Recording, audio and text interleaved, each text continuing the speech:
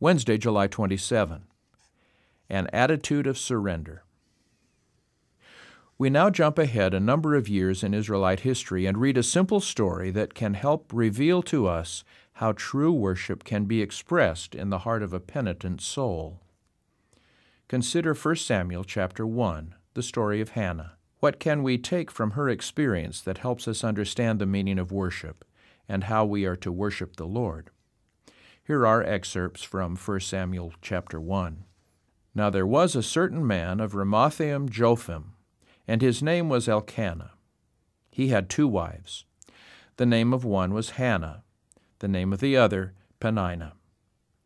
Peninnah had children, but Hannah had no children.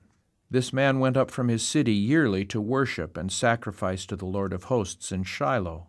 And whenever the time came for Elkanah to make an offering, he would give portions to Peninnah, his wife, and to all her sons and daughters, but to Hannah he would give a double portion, for he loved Hannah, although the Lord had closed her womb. Therefore she wept and did not eat. Then Elkanah, her husband, said to her, Hannah, why do you weep? Why do you not eat? And why is your heart grieved? Am I not better to you than 10 sons?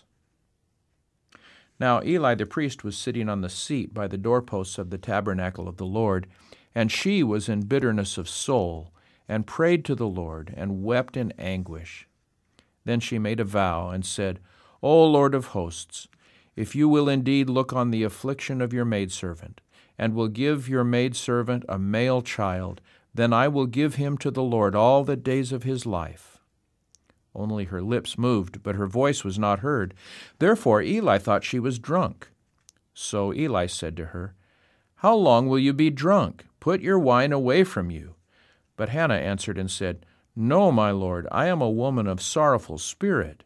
I have drunk neither wine nor intoxicating drink, but have poured out my soul before the Lord. Do not consider your maidservant a wicked woman. Then Eli answered and said, Go in peace, and the God of Israel grant your petition which you have asked of him.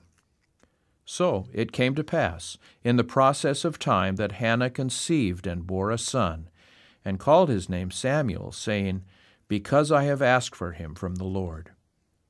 Now when she had weaned him, she took him up with her, and brought him to the house of the Lord in Shiloh.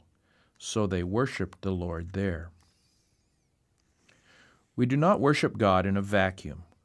We are worshiping a personal God who intervenes in our lives in ways that will help us with our deepest needs if we allow him to. In a sense, we are all like Hannah. We all have heartfelt needs that we cannot meet.